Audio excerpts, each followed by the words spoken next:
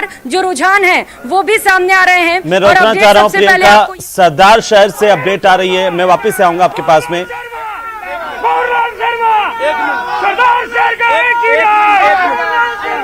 अनिल शर्मा जी, भंवरलाल के लाल यहाँ से चुनाव जीत रहे हैं। पहली बार यहाँ किसी विधायक का बेटा दिवंगत है लेकिन विधायक बनेगा। पहली बार बाई इलेक्शन का मिथक टूटा है। बाई इलेक्शन यहाँ जीतते नहीं थे दरअसल जो सत्ता में पार्टी थी।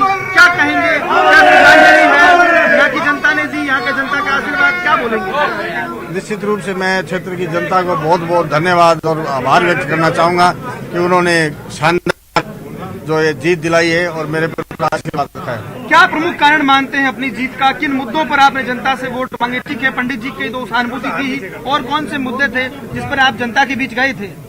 देखिए, जैसा मैंने पहले भी कहा, पंडित जी ने इस क्षेत्र की जनता की काफी सालों से 7 बार प्रतिनिधित्व किया, तो जनता की सेवा करी।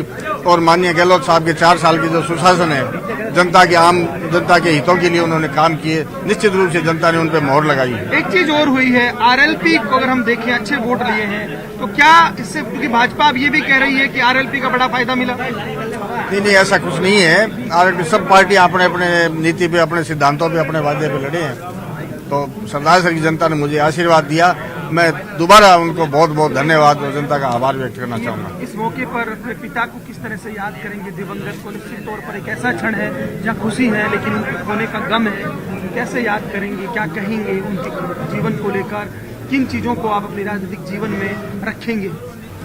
निश्चित रूप से हम चुनाव नहीं चाहते थे, ईश्वर की मर्जी, चुनाव में जाना पड़ा। और निश्चित रूप से उन्होंने जनता की जो सेवा करी, मेरे लिए ये एक अग्नि परीक्षा सी होगी कि उनके नक्शे कदम पर चलकर जनता की उन्हीं की तरह सेवा करूं। अच्छा, कांग्रेस 1 साल बचा है, इसको श्रेय देंगे अगर हम लीडरशिप की बात करें तो जनता के बाद?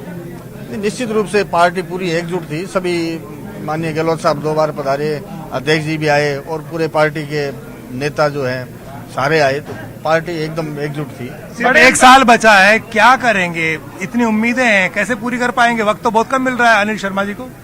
देखिए, 1 साल कार्यकाल, निश्चित रूप से 1 साल बचा है, लेकिन चाहे पंडित जी के समय से रहा हो चाहे अभी हो, हम हमेशा जनता के बीच में रहे हैं, जनता के बीच रहेंगे, उनके दुख दर्द में साथ होंगे। जो उनकी विकास से संबंधित जरूरतें हैं वो निश्चित रूप से पूरी करेंगे। पर क्या नहीं लगता समय बाकी थोड़ा कम है, समय थोड़ा कम मिलेगा, ऐसे में दबाव ज्यादा होगा? निश्चित रूप से हम कल नहीं, आज से ही इसमें जुटेंगे जनता के कामों के लिए। तो देख सकते हैं आप, एक बार का निशान बना के दिखाएंगे किस तरह से अपने समर्थकों के साथ कैसे, किस तरह से जो है विक्ट्री साइन बनाते हुए अनिल शर्मा खुशी है। और आप हमारे साथ मौजूद है सरदार शहर के, हमारे साथ मौजूद है अनिल शर्मा। अनिल शर्मा चुनाव जीत गए। अनिल जी क्या कहेंगे, क्या कहेंगे? मैं तो जीत के बाद कांग्रेस, बहुत बहुत धन्यवाद और आभार। आपको लगता है मुकाबला था ही नहीं, एक तरफा था सब कुछ? देखिए, मैंने मतदान के दिन भी अपनी कई बार मुलाकात हुई, मैंने आपको बता दिया था, वही रिजल्ट आपके सामने। किस तरह से जनता का शुक्रिया अदा करेंगे? जनता के बीच में रहना पड़ेगा और भंवरलाल शर्मा जी की विरासत को आगे लेके जाना पड़ेगा, प्रेशर बहुत रहेगा आपके ऊपर। देखिए, मैं जनता के बीच ही रहा हूँ, पिछले 27 सालों से सार्वजनिक जीवन में हूँ और जनता तब से लगातार उनकी सेवा में ही हूँ। जनता के बीच रहे हैं, जनता के बीच में ही रहेंगे।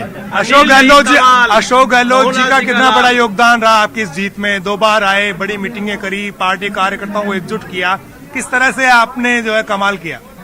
निश्चित रूप से माननीय गहलोत साहब का तो सबसे बड़ा योगदान था ही।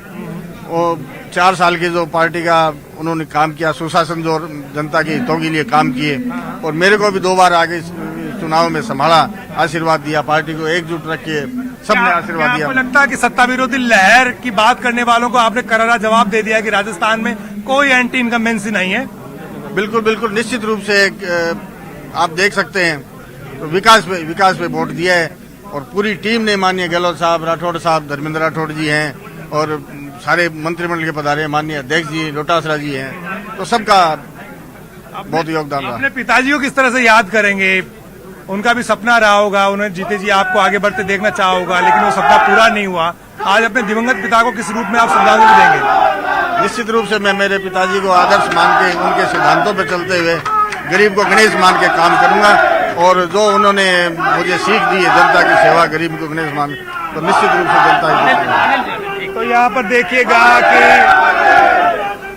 गरीब को गणेश मानकर और इधर रहो